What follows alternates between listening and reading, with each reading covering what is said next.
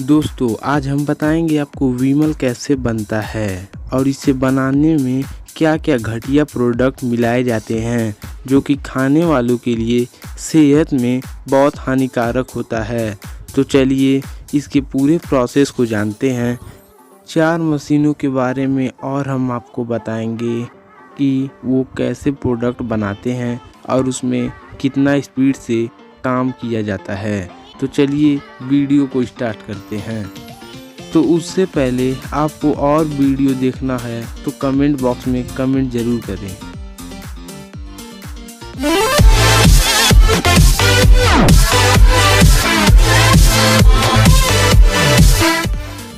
तो अपना पहला मशीन है नाइफ मेकिंग मशीन। चाकू या तलवार कैसे बनाई जाती हैं। आपने चाकू तलवार तो बहुत देखी होंगी, लेकिन देखने में याद ज़रूर आता होगा कि ये बनाई कैसे जाती हैं। तो इन्हें बनाने के लिए एक पतला शीट लिया जाता है जो कि मशीन में डालकर चाकू के आकार में काट लिया जाता है। ये फुली ऑटोमेटिक मशीन बहुत ही स्पीड से उसके शेप में काटती हुई चली जाती है। फिर इन सारे चाकुओं को एक गर्म चिमनी में डालकर गर्म किया जाता है। फिर कुछ देर उसमें छोड़ दिया जाता है। फिर उसमें से हीट हो जाने के बाद उसे बाहर निकाला जाता है और उसे ठंडा करने के लिए ठंडे फ्रीज में डाल दिया जाता है। ये फ्रीज कोई आम फ्रीज नहीं होती है, इसमें पूरा गैस रहता है जो कि इसे तुरंत ठंडा कर देती है। फिर उसके बाद सारे चाकुओं को फिनिशिंग के लिए लाया जाता है। फिर इस प्रकार उसको फिनिशिंग किया जाता है। फिर सारे चाकुओं को शेप में लाने के लिए सांचे में डाला जाता है जो कि इसके बाद जिंक का कोटिंग कर दिया जाता है जो कि ये जल्दी जंग ना लगे। फिर उसके बाद सारे चाकुओं पर पॉलिश मार दिया जाता है। ये फुली ऑटोमेटिक मशीन बहुत स्पीड से करती है। फिर उसके बाद बड़े बड़े तलवारों को नुकीलापन डाला जाता है और उसके बाद हैंडल बनाने के प्रोसेस को स्टार्ट किया जाता है। इस तरह हैंडल बना लिया जाता है। हैंडल को बनाने के बाद इसमें चाकू फिट किया जाता है। तो उसके बाद उसमें स्टेपलरिंग कर दिया जाता है जो कि जल्दी चाकू में से निकले ना। स्टेपलरिंग करने के बाद उसमें जो भी नुकीला चीज़ निकला होता है उसे काट दिया जाता है। काटने के बाद एकदम जब बढ़िया हो जाता है चाकू तो उसको मार्केट में सेल करने के लिए रेडी कर दिया जाता है। तो फ्रेंड्स, सबसे पहले आप चैनल को सब्सक्राइब कर लें और बेल आइकन भी दबा लें जो कि सारा हमारा वीडियो आप तक हमेशा पहुंचता रहे। Thank you. तो अपना दूसरा मशीन है विमल मेकिंग। विमल कैसे बनाया जाता है। विमल तो अक्सर बहुत लोग खाते हैं और ये स्वास्थ्य के लिए बहुत हानिकारक होता है और इसमें बहुत ख़राब से प्रोडक्ट मिलाए जाते हैं।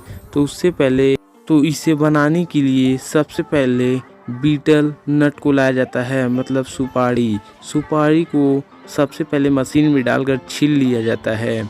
फिर छीलने के बाद उसे पीस में तोड़ दिया जाता है। ये फुली ऑटोमेटिक मशीन ही करता है। ये मशीन केवल सूखे हुए सुपारी को छीलता है और जो हरे रहते हैं उन्हें आदमियों के द्वारा छीला जाता है। फिर सारे को छीलने के बाद एक जगह रख दिया जाता है और उसे पीस में कन्वर्ट करने के बाद उसको कलर किया जाता है एक बड़े चिमनी में डालकर। फिर कलर होने के बाद उसके बाद छिलके को भी अंदर का रस निकालने के लिए उसे गर्म किया जाता है जो कि विमल और भी टेस्टी हो लगे। उसके बाद इसमें कत्था डाल दिया जाता है और पैराफिन वैक्स डाल दिया जाता है जो कि ये जल्दी ख़राब ना हो और इसका टेस्ट बरकरार हो। फिर उसके बाद इसे सूखने के लिए धूप में डाल दिया जाता है। फिर इसे पैकिंग किया जाता है। ये पूरी ऑटोमेटिक मशीन के द्वारा किया जाता है।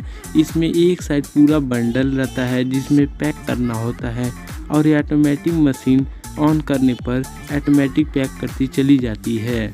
तो उसके बाद पैक हो जाने के बाद उसे मार्केट में सेल करने के लिए रेडी कर दिया जाता है।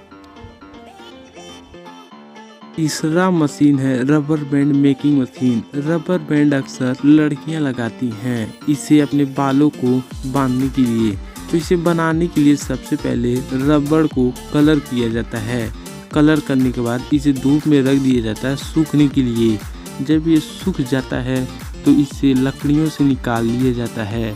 निकालने के बाद इसे फिर सुखा दिया जाता है।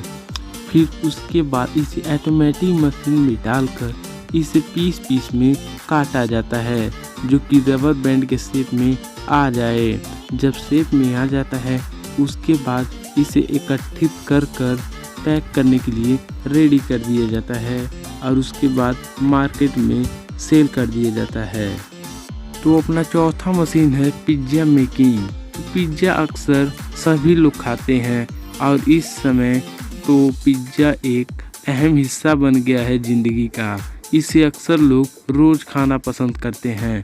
तो इसे बनाने के लिए सबसे पहले मशीन में आटे को डाल लिया जाता है और उसमें सोडा डालकर पानी भी डालकर मिक्स कर लिया जाता है। मिक्स करने के बाद जब उसके लेप बन जाते हैं फिर उसे बढ़िया से चेक किया जाता है। चेक करने के बाद इसे पतले शीट में कन्वर्ट कर दिया जाता है।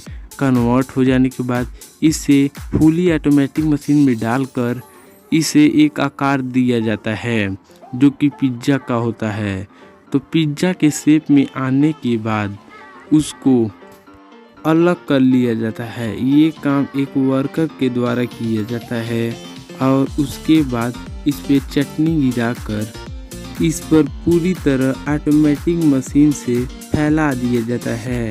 फैलाने के बाद इसे कन्वेयर बेल्ट से उतार कर इसे सुखाने के लिए रख दिया जाता है। जब ये सूख जाता है एक दूसरे वर्कर के जरिए इस पे अलग अलग पिज्ज़ा बनाने वाले इंग्रेडिएंट डाल लिए जाते हैं और उसके बाद अलग अलग आइटम भी डाल देता है।